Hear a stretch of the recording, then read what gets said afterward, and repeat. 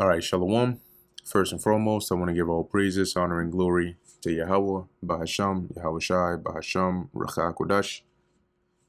Double honors to the elders and the apostles of Great Millstone, and peace and blessings to the elect. And today we're going to go into the book of Leviticus, the 17th chapter. And the Lord Yahweh spake unto Moses, saying, Speak unto Aaron and unto his sons, and unto all the children of Israel, and say unto them, This is the thing which the Lord Yahweh hath commanded, saying, When a man soever there be in of the house of Israel, when any man of the house of Israel, or whenever anybody of the house of Israel that killeth an ox or lamb or goat in the camp, or that killeth it out of the camp. Now, this killing of this animal is referring to more in a sacrificial sense, and you'll see why as we read on down. Okay. And bringeth it not unto the door of the tabernacle of the congregation, to offer an offering unto the Lord Yahweh before the tabernacle of the Lord, blood shall be imputed unto that man. He hath shed blood, and that man shall be cut off from among his people.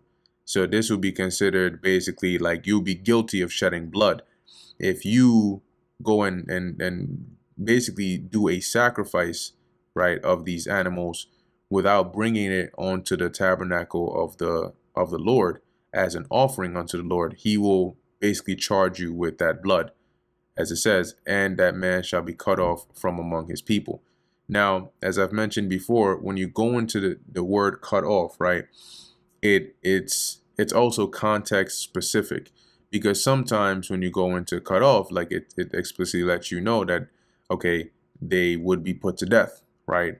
But in other times, it's sometimes almost left to divine judgment, right, where the Lord handles them, and in a good amount of cases, it ends up in them dying, but not in all cases, right? Sometimes the cut off is more like them being exiled from their people. Now, when we look into this word cut off over here, where are we at with it? It's karat or karath. And then it says here to cut down, cut off, eliminate, cut off, to be cut down, to be cut off, to take away, right? To permit, to perish, to cut off. And when we look into the Jacinius Hebrew Chaldee lexicon, there are some uses for it here. I think, where are we at? Down here. Yeah. So it says here, one example is figuratively to be cut off from one's country, i.e. to be driven into exile or to be expelled. And here we have the meaning in the sense of to be extirpated, destroyed, used of persons, right? And then it gives these different precepts here. It says, thus in the customary expression of the Mosaic law, quote unquote, that soul or that person shall be cut off from his people. Then these are various precepts that use that phrase or use the word in that sense. By this phrase is meant the punishment of death in general, without any definition of the manner. Never the punishment of exile. Now, this is, once again, like, these are different authors here, right, that have comprised this together. So the specific author here might be Jacinius, if that's the name, says that when it says cut off, it never implies, it says here, never the punishment of exile, as is supposed by J.D.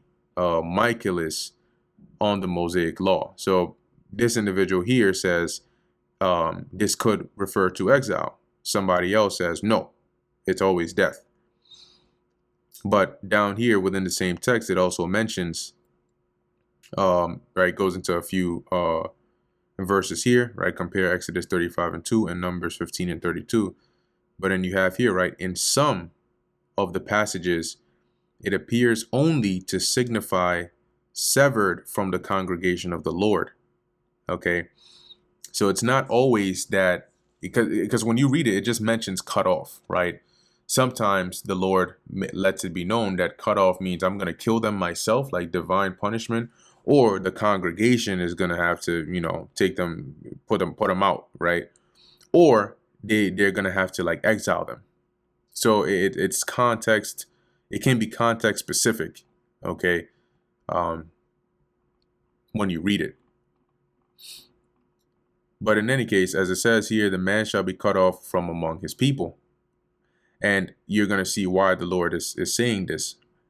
It says, to the end that the children of Israel may bring their sacrifices, which they offer in the open field, even that they may bring them unto the Lord. This is why the Lord has made this commandment here, right? Onto the door of the tabernacle of the congregation, onto the priest, and offer them for peace offerings unto the Lord, because for the peace offerings you would be able to eat of it, even the one who's offering it.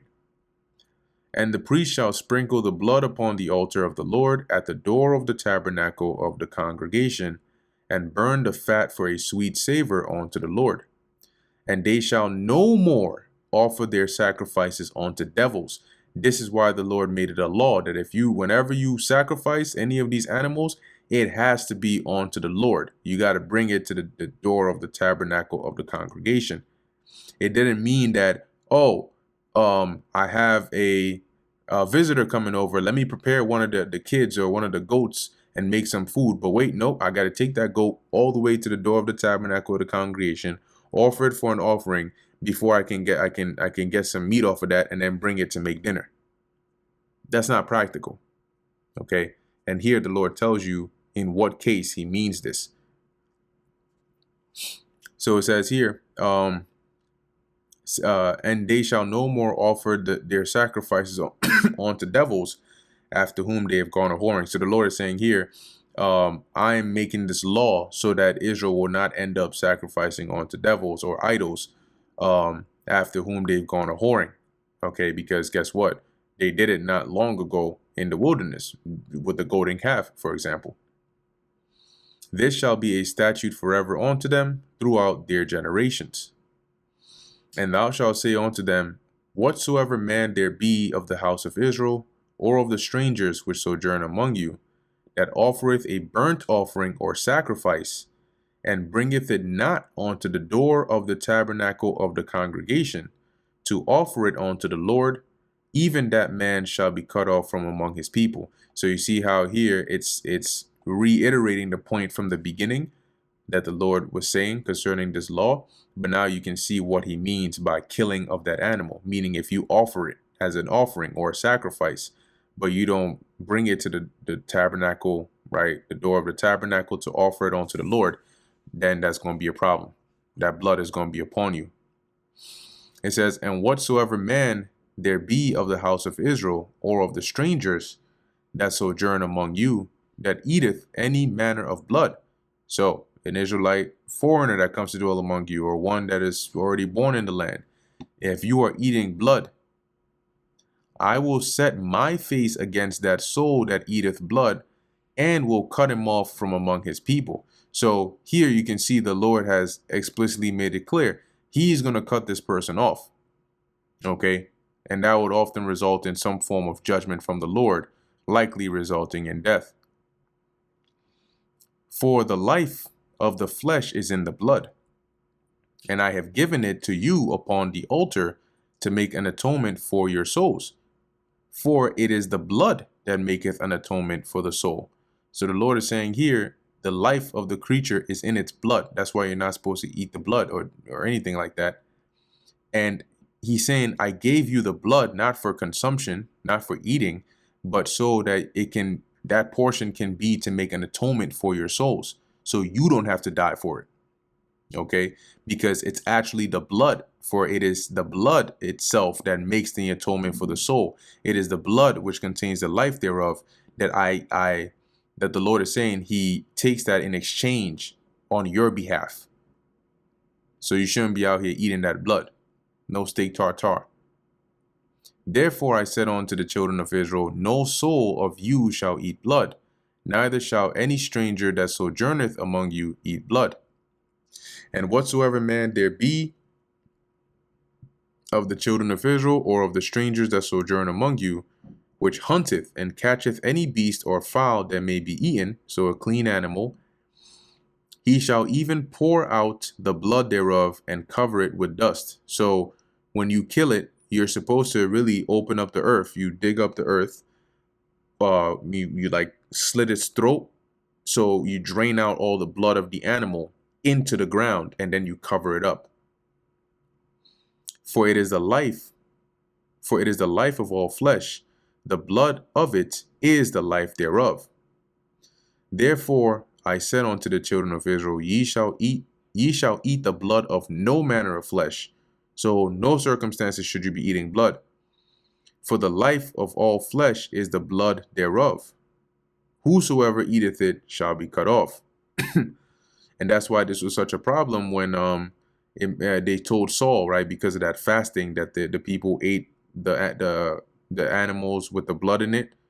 And he was like, no, they shouldn't do that. Just bring it and come and actually,